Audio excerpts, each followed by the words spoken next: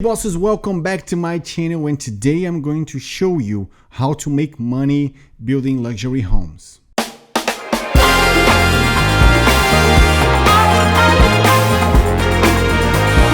bosses, welcome back to my channel. My name is Daniel and I'm a real estate developer and agent here in South Florida. If you follow my channel, you can see that I've built a building in Bay Harbor. I'm doing the renovation of a multifamily building.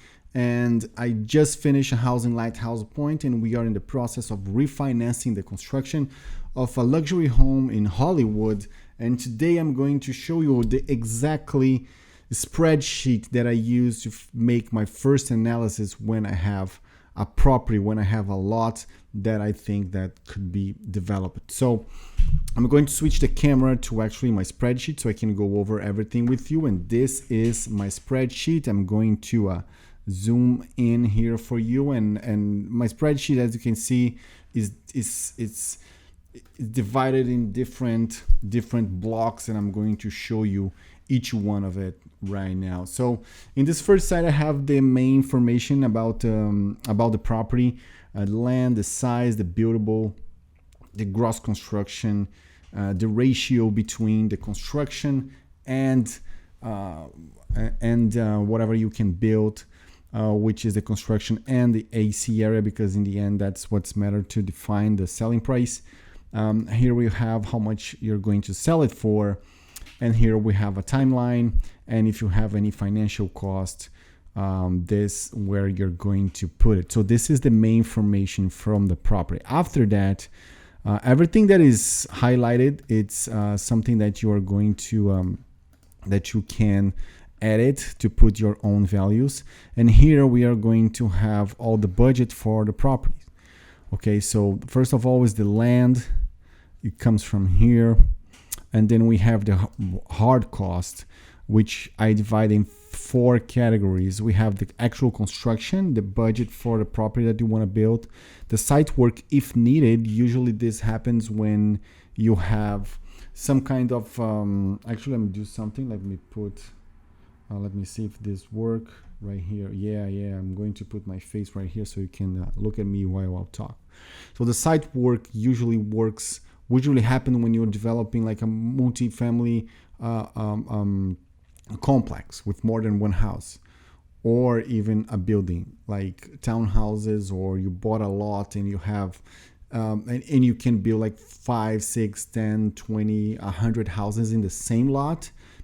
Site work is the division of that, how much you're going to spend in infrastructure, how much you're going to spend in roads, streets and everything, curbs, everything that you need to do to make it happen. So of course, when you're building one single family home, you don't have site work. Usually you don't have site work. It might happen, but it's very rare. After that, you have the contingency, which the contingency usually is a percentage of the construction cost and the site work. Contingency, it's basically just putting on your budget the fact that you can't have 100% of a certainty of everything that you're going to spend in the process, because there's always changes, there's always something that you want to upgrade. So you can just put something there, usually between 5 and 10% of how much money you're going to spend in the construction. And then you have the management fee, which can also is related to the cost, the hard cost, the construction cost, which goes from 10 to 15%. And here I'm going to use 10%. After that, you have that's what we call the hard cost. The soft cost is everything else: architect, engineer, insurance, legal and accounting, permits, impact fee, property taxes, marketing, because that's important, closing costs, if you have a loan, if you're going to use a construction loan or something like that, interest reserves, also if you are going to use a construction loan, and contingency, also same thing. Shit happens and you can need money for something else.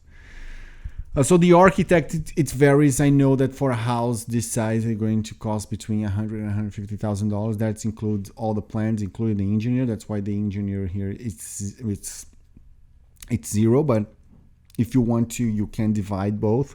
Insurance usually is a percentage of the construction cost. So here is 2%, so $77,000 that you're going to spend through this construction. Legal and accounting is basically just paying for your accountant and your attorney to make a contract or to review your purchase or your sale. So I just put a lump sum because that's usually what we spend with it. Then you have your permits, usually also about 2%, between 1.5% and 2% of the construction cost. So that's that. Impact fee is a fee, of course, that the townships or the cities, they charge you based on the impact that your project has in the community. So basically, if you're building a single family home, usually you don't have impact fee because the infrastructure it's already there, unless it's a new area that doesn't have any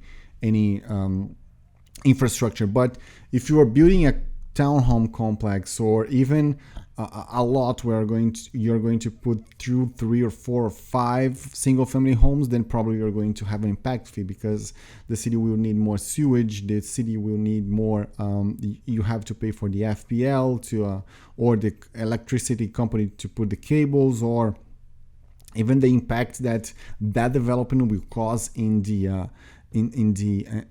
school system, and you have to pay for that. So that's going to vary a lot, but the line is here. But for a single family home, there's no use. Property tax here in Miami-Dade is about 2%. I always go in the high because it's better ending the construction or the projects with money in the bank account than needing to put more. So it's 2% on the value of the land divided by or multiplied by the length of the project, 31 months. A lot of people don't put that number in account, but I mean, for a property like that, $250,000 makes a lot of difference. And then we have marketing and staging. Usually I price it between 2 and 3% of the value of the home, because if you're going to stage, there's a lot of rooms, there's a lot of furniture that you need to put there, and you need to advertise that company, that house. So it's a lot of stuff. Closing costs, if you have a construction loan, the interest reserve, of course, if you have a construction loan, contingency. This contingency is also based on 5% that I put here on everything that you spend on the soft costs, and then you have your subtotal. If I'm developing this for someone else, I also charge a development fee, which is not right here. So this is the costs, and here we are going to measure the results for this property. So we have the sale price, which is going to be, that's why I told you the ratio between the construction, the gross construction, and the AC area is important, because the gross construction area, 11,000 square feet, will give you a sense of the cost of this home, because you need to multiply the cost of this home, $300 per square foot, by how many square foot you're going to build. And the gross construction includes everything: a driveway, a pool, elevator, docks, everything, patio, everything. While the sales price is going to be done based on, or going to be calculated based on the AC area, which is exclude everything that I just said. So that's a big mistake that I see a lot of agents doing, because when they want to sell a land, they are going to tell you, oh, you can build a 8,000 square feet home at $300 per square foot, and you're going to sell it for $1,800 per square foot, and that's not true. Because if you were going to multiply the cost by the AC area, the cost of this house would be $2.6 million, when in fact it's $3.3 million. So that's a lot of money. It's not $600,000 more money than you would spend. $600,000 more, yeah, almost $1 million more actually, of what you're $700,000 more what you're actually going to spend, and that can make it or break your deal. So after the sales price, you have the commissions. So you have your net, and you need to remember this. You need to discount the commissions. So here you have all your costs, which is 9,726,000, which are here just to make it easier to see it.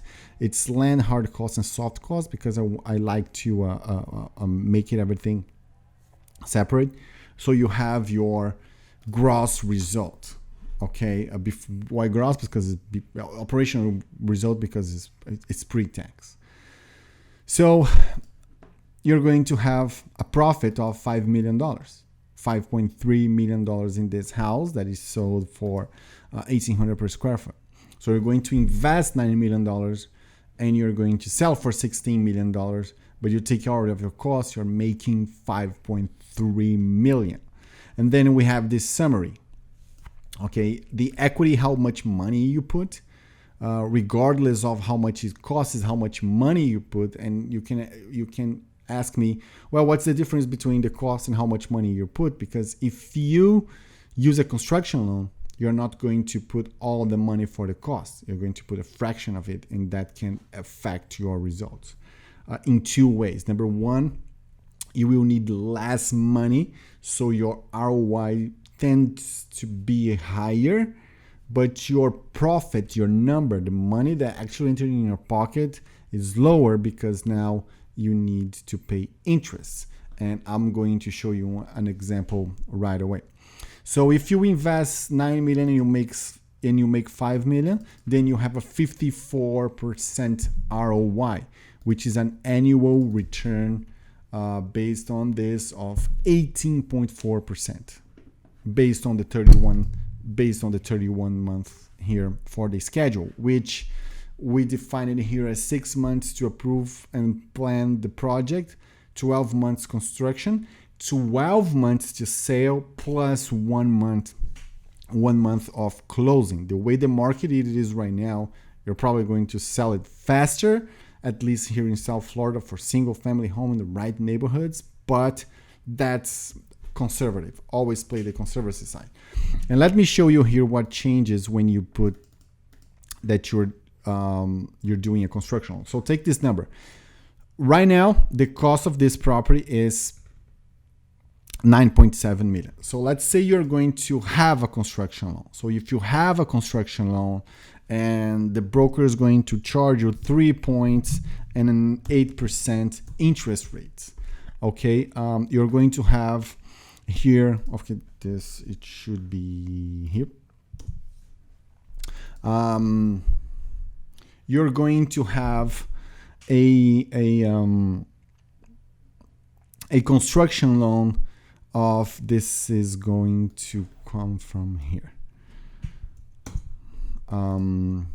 So then you're going to change, when you say that you're going to have right here a construction loan, you have the source of funds, equity and construction loan. Usually the construction loan is a percentage of the construction. They are not going to give you all the money. They're going to give you part of the money. In this case here, they are financing the construction. You still need to put the money for the land, and you still need to put the money for the soft cost. So you put that money and the bank put everything else. So for this case, on a 9.7 million all-in cost, the construction loan makes it increase the value or the cost to $10.1 million. So now your profit is not 5.3 anymore. Your profit is $4.9 million. What's that different? The interest that you're paying for this project, 8% of that construction loan. Daniel, but the construction here is 2 years. Yeah, but you're going to pay it as you go, not only once. So I always calculate that higher, and you have that interest reserve right here. But look, even though your profit went down, your returns went up. Why? Because in the first scenario, you had to put $9.7 million. And on this scenario, you only need to put $6.2 million. That's the difference. When you use a construction loan, you reduce your equity, the amount of equity that you need to put there. So even though you're making less dollars, you're putting way much less money anyway. So the ROI goes up to 78%, and the annual return bumps up to 25%. So that's the difference of using a construction loan and not using a construction loan. What's the problem with the construction loan? If you don't sell it, you're carrying a lot of cost. And that also can break your deal. But when you have $5 million in excess in profit, of course, you can extend this construction for a long period of time. You're still going to make money. So this is exactly how I analyze a deal before talking to investors. I find the land, I figure out the size of the land, how much I can build on that land, how much of that's going to be the construction, gross construction, how much is going to be the ratio between the sellable area and the construction area, price point, and everything else. So that's how we analyze it. That's how we make money during this process. And the other day, someone asked me, how does a developer makes money during a construction? Usually the developer doesn't make money during a construction because they are there for the profit in the end. So it's different from a general contractor. So if you take a look on this, the general contractor is going to charge you a management fee. He's going to make money based on the construction. He's going to make $352,000 during the construction. But you as a developer, you are making $5.3 million. Your risk is much higher, but your reward is much higher. So that's the difference. You don't make money during the construction, but you make a lot of money at the end of construction when you sell it. And that's why you need to be compensated of that risk, because you don't know how much time is going to take before you sell it. You don't know if a pandemic will strike you. So there's a lot of uncertainties, because the spreadsheet accept everything, including wrong formulas and wrong data. They will accept everything. But assuming that you still have all the information correctly input here, when you go to the real world, you have a lot of uncertainties that can happen, and that can break your, let's say you want to, something happened and you have to spend 10% more. Oh, and that's good. That's another thing that I do. I do a stress test right here. On this area. What is a stress test? I change the price, the sale price, and I change the cost and see the effect on the construction, on the results. So at this moment, we have an annual return of 18.4. Why? Because we are selling at $1,800 and we are building at $300 per square foot. 300, 1,800. So what happens if I can sell the house for more? That's very good. If the cost remains the same, I'm going to make more money. But also what can happen is I sell for less. So if the cost remains the same, this is what's going to happen. But Daniel, the cost can go up. Yeah, let's say the price went up to instead of 300, 340. So if I still sell for 1,800, my return will drop from 18 to 15. But if I save money in this direction, my return can go from 18 to 19%. So this is a matrix of the results that I can have. What's going to have is if we change the price that is going to sell and the cost that is going to take to build this house. So this is our spreadsheet. This is how me analyze if a deal is good or not. And this is the first look. I see the property, I put the numbers.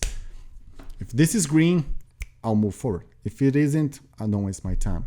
And most of the time it doesn't make sense. And that's why we have to look a lot for opportunities. So I hope you enjoyed this video. I hope you understand. And if you're trying to develop something and you need anything from me, just shoot me an email or ask me on the social media. It's going to any of my channels, YouTube, Instagram, Facebook, LinkedIn, Twitter, TikTok, anything. You can find me, ask anything that you want. And if I have the answer, it's going to be a pleasure to serve you. So I see you next week, showing you the money.